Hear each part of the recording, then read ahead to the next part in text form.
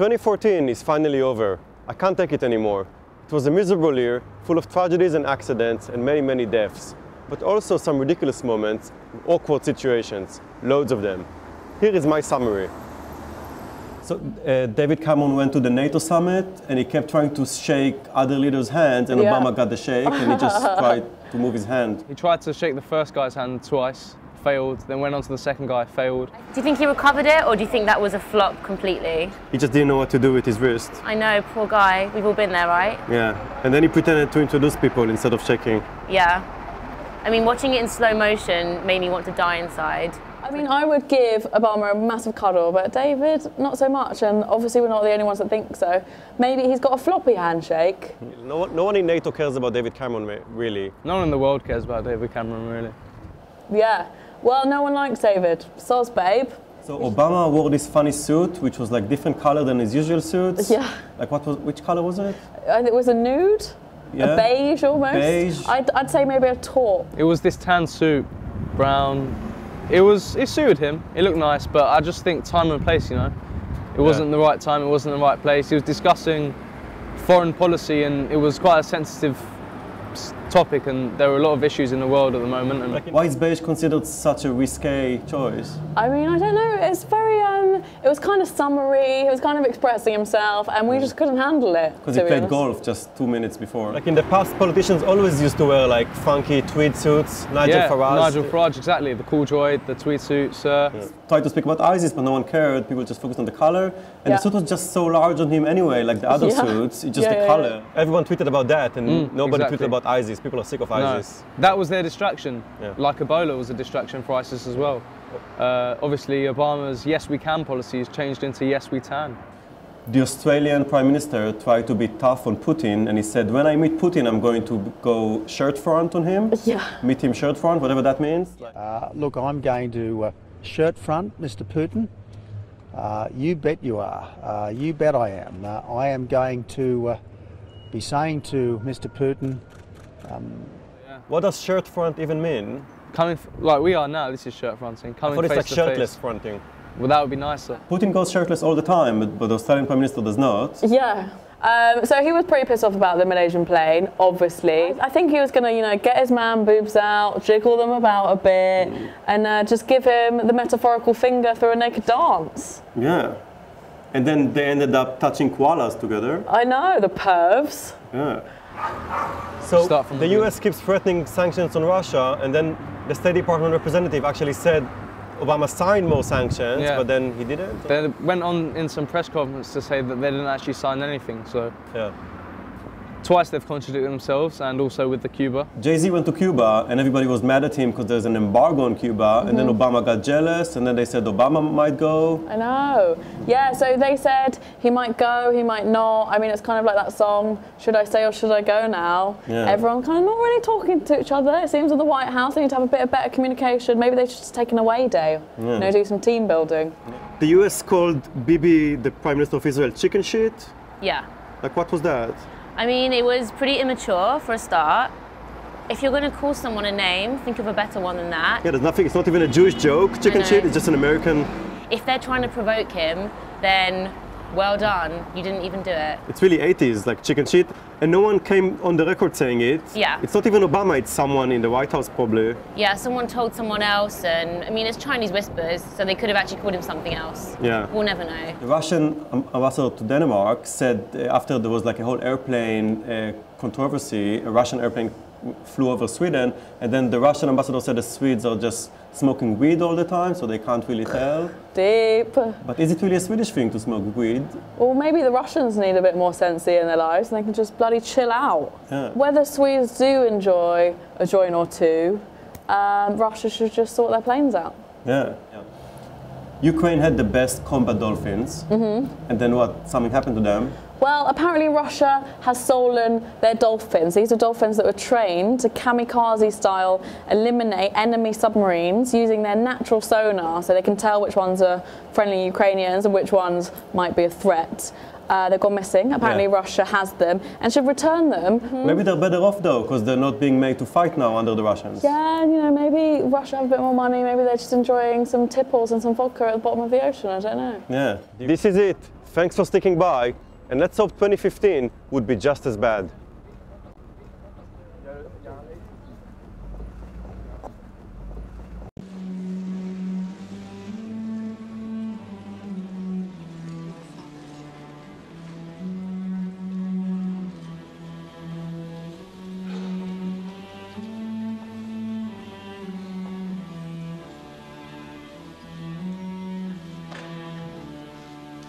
Est-ce que vous assumez la responsabilité de cet échec en matière de chômage? La réponse est oui.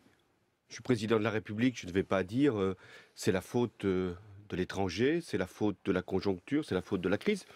Bien sûr que beaucoup dépend de la situation économique mondiale, beaucoup relève de choix européens et beaucoup tient à un certain nombre de données que l'on connaît bien, qui sont d'ailleurs en train d'évoluer sur les taux d'intérêt, la valeur de l'euro ou le prix du pétrole.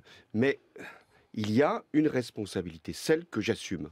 Moi, je ferai dans ce quinquennat tout ce que je pourrai pour que l'emploi des jeunes, l'emploi des seniors, l'emploi en général puisse être à l'arrivée le résultat que j'aurai à présenter.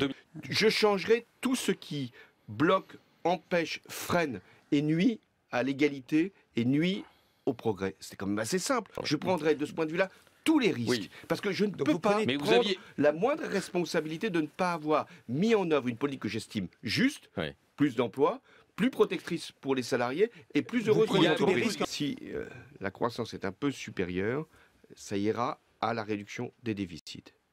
Pourquoi? Parce que nous avons besoin de nous désendetter.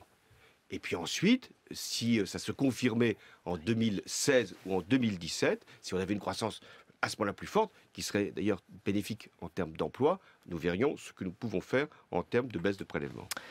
Est-ce que j'ai pris le bon chemin? Nous le verrons à la fin, parce qu'un chemin, c'est là où il conduit. Et je fais tout pour que la France soit plus forte et plus juste à la fin de mon quinquennat. J'ai gagné la campagne présidentielle de 2012 Pas en tenant ce discours. Si, en tenant le discours, parce que le discours du Bourget, vous pouvez le lire du début jusqu'à la fin. Vous ne seriez pas à 19%, Monsieur le Président. Vous ne perdriez pas toutes les élections partielles et intermédiaires si les gens se retrouvaient dans votre action. Je ne dis pas que votre action est mauvaise, on verra à la fin, comme vous l'avez dit. Mais je vais dire ce que je fais et faire ce que je dis, puisque sur ce que vous appelez... Personne n'a voté pour cette politique pour l'instant. Mais parce qu'elle n'existait pas. Quelle est la raison qui ferait qu'un député de gauche pourrait ne pas voter ce texte? Travaille le dimanche? Parce qu'il n'a pas été élu là-dessus? C'est une raison en démocratie. Franchement, alors, écoutez, votre histoire, on n'a pas dit tout ce qu'on avait à dire en 2012, donc on ne doit rien faire. Non, vous avez dit le contraire. Vous avez dit le combat de 2012, ce sera de préserver le principe du repos dominical. Il est préservé. Regardez ce qu'on fait. Principe du repos dominical, il y a 52 dimanches, je ne vous apprends rien. 12 possibles. Il y en a 5 aujourd'hui. Si vous le dire avant, c'est tout, ça aurait été mieux accepté. Vous avez fait cette remarque, vous n'avez pas la faire pendant toute l'émission. Je vous donnerai toutes mes œuvres complètes pour que vous soyez bien au clair sur ce que j'ai dit et ce que je n'ai pas dit. Cette loi est une loi fourre-tout. Sur la loi Macron, l'heure est au slogan au siège de l'UMP. À 2 mois des cantonales, il faut s'afficher clairement dans l'opposition. Cette loi n'est pas à la hauteur des enjeux. Le message de Nicolas Sarkozy aux parlementaires de son camp est clair, pas de cadeau à faire pour le couple exécutif. Ce qu'on observe, nous, à l'UMP, c'est que le président et le Premier ministre n'ont pas la majorité pour voter cette loi. Pourtant, ce texte pourrait bien être voté grâce au renfort de certaines voix venues de l'UMP. Une partie de ce texte reprend des dispositions qu'on avait déjà déposées à l'époque, qu'on n'a pas eu le temps de faire passer. Les dispositions, par exemple, sur les transports en bus. J'étais ministre des Transports, c'est une bonne direction. Hervé Mariton ou Frédéric Lefebvre voient eux aussi plusieurs bonnes raisons de voter en faveur du projet de loi visant, selon le gouvernement, à relancer l'activité. Un petit air d'union sacrée pour la croissance, entonné aussi depuis Bordeaux par un certain Alain Juppé. Il y a dans la loi Macron des orientations positives qui vont desserrer cette espèce de carcan réglementaire et normatif qui paralyse nos entreprises, mais c'est un tout petit pas en avant. Insuffisant aussi pour François Fillon qui votera contre le texte tout en défendant des amendements dans l'hémicycle, signe selon lui d'une critique constructive. La Légion d'honneur, ça ne se demande pas, ça ne se refuse pas et ça ne se porte pas. La célèbre citation de François Mauriac est aujourd'hui démentie par l'économiste Thomas Piketty. L'auteur de l'ouvrage Le Capital au XXIe siècle, vendu à 1,5 million d'exemplaires dans plusieurs pays, a été promu chevalier de la Légion d'honneur sur proposition du ministère de l'Enseignement supérieur. Une décoration à laquelle il renonce pour motif politique. Je refuse cette nomination car je ne pense pas que ce soit le rôle d'un gouvernement de décider qui est honorable. Il ferait bien de se consacrer à la relance de la croissance en France et en Europe. Il comprenait le Premier ministre et François Hollande. En 2012, Thomas Piketty avait conseillé le candidat Hollande, mais depuis, il critique régulièrement la politique économique du gouvernement. Il regrette notamment que la promesse de campagne d'une profonde réforme fiscale ait été enterrée. Refuser la Légion d'honneur validée par le président de la République, un moyen pour Thomas Piketty de se démarquer d'une politique économique qu'il juge inefficace. Dans les années 70, il s'échangeait dans le monde 20 milliards de dollars par jour. Dans les années 90, 1500 milliards de dollars par jour. En 2010, 4000 milliards de dollars par jour. Naturellement, la production réelle n'a pas connu un bond pareil. Si elle avait fait un bond pareil, il n'y aurait absolument plus rien d'utilisable sur cette planète. Cette masse immense d'argent a créé des disponibilités et donc une bulle boursière. C'est-à-dire, des gens sont allés avec cet argent parce qu'il faut absolument le faire fructifier. Vous ne savez pas si vous avez des dollars réels ou des dollars irréels. D'ailleurs, cette distinction n'a pas de sens. Il a fallu le faire fructifier. Si bien qu'on est passé de 1400 milliards de capitalisation boursière en 1975 à 63 000 milliards de dollars de capitalisation boursière en 2007. C'est un capitalisme qui n'est plus lié à aucune raison économique naturelle ou à aucune raison économique réelle. Voilà ces modifications. Donc vous voyez, le point de départ, c'est le dollar.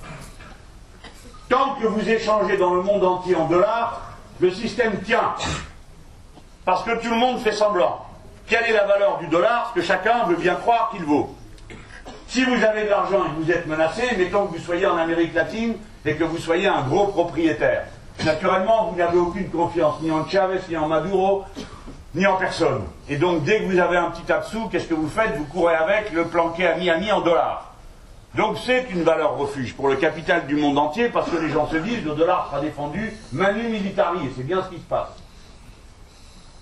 Mais cet été, il s'est produit qu'à force de provoquer tout le monde, à force de déstabiliser tout le monde, pour sans cesse contrôler, étendre l'espace du marché et de l'accumulation, ils ont fini par retomber sur un os. Cet os, c'est ce qu'on appelle les BRIC. Le Brésil, l'Inde, la Chine, l'Afrique du Sud et la Russie, qui ont décidé de créer l'équivalent d'un FMI, le Fonds monétaire international, qui est un instrument de régulation ô combien violent du capitalisme de notre époque sous contrôle des Nord-Américains, et une banque mondiale. Et non seulement cette décision a été prise, qui change l'ordre du monde, puisqu'elle introduit un protagoniste à l'endroit où est le talent d'Achille, des Nord-Américains.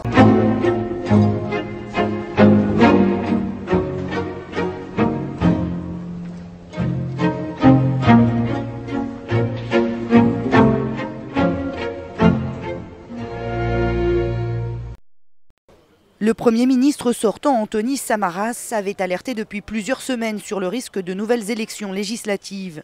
Mais ces mises en garde n'ont pas suffi à détourner le peuple de sa détresse. Plus d'un quart des Grecs sont aujourd'hui au chômage. Le vote du Parlement laisse entendre que le peuple veut mettre fin aux politiques d'austérité imposées par Bruxelles. Mais pour le gouvernement, le vrai risque se trouve dans le résultat possible de ces législatives anticipées. Grand favori dans les sondages, Syriza, un parti de gauche radical, opposé aux réformes économiques imposées par l'Union européenne, le FMI et la Banque centrale européenne. Réaction immédiate et satisfaite de son leader Alexis Tsipras. Le gouvernement Samaras appartient au passé. L'avenir a commencé. Soyez optimistes et heureux. Mais cette perspective inquiète les créanciers qui ont accordé 240 millions d'euros de prêts à la Grèce depuis 2010. Syriza veut renégocier cette dette qui s'élève à 175% du PIB grec. Un programme politique qui affole les marchés. La bourse d'Athènes a décroché de plus de 11% dans la journée. Le taux d'emprunt à 10 ans s'est quant à lui envolé à 9,55% contre 8,5% la semaine dernière. Si le chef du gouvernement italien, Matteo Renzi, a exclu toute contagion de la crise grecque à son pays, les autres pays de l'Union européenne ont encore à l'esprit ce qui s'est passé en 2012. La crise de la dette grecque menaçait alors de faire exploser la zone euro.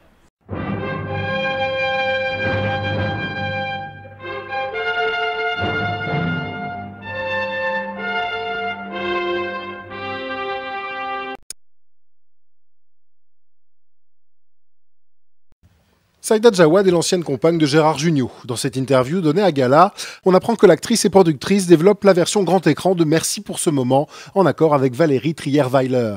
Les deux femmes se connaissent bien, elles se sont rapprochées depuis la campagne de François Hollande, jusqu'à devenir de véritables amies, voire des sœurs, dixit Saïda Jawad. De ce futur film, la productrice explique que l'histoire sera romancée et racontée à une confidente, que l'ex-première dame aura un droit de regard et promet qu'on y découvrira de nouvelles choses. Dans les faits, le projet n'en serait qu'à ses balbutiements et plutôt risqué pour Saïda Jawad, qui n'a jamais réalisé. Jusqu'ici, les rares films inspirés par la politique française n'ont pas attiré les foules en salle. Il va falloir trouver des financements. Ça a été des échecs financiers, la conquête, même Quai d'Orsay, qui était un bon film, n'a pas atteint son point mort. C'est pas un genre qui en lui-même attire un public et garantit le succès. Mais le scénario ne devrait pas mettre l'accent sur le volet politique. C'est le combat d'une femme amoureuse que la productrice veut avant tout raconter. Si le projet voyait le jour, il pourrait sortir à l'approche de la présidentielle 2017.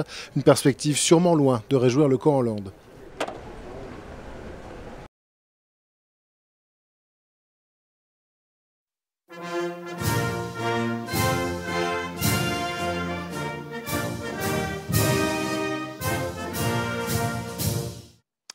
Mes chers compatriotes, c'est un message de confiance et de volonté que je vous adresse ce soir en vous présentant mes vœux pour la nouvelle année. Je sais les difficultés que nous rencontrons. Je les mesure chaque jour. Et je pense ce soir aux familles qui s'inquiètent pour l'avenir de leurs enfants, face au chômage et parfois même face à l'exclusion.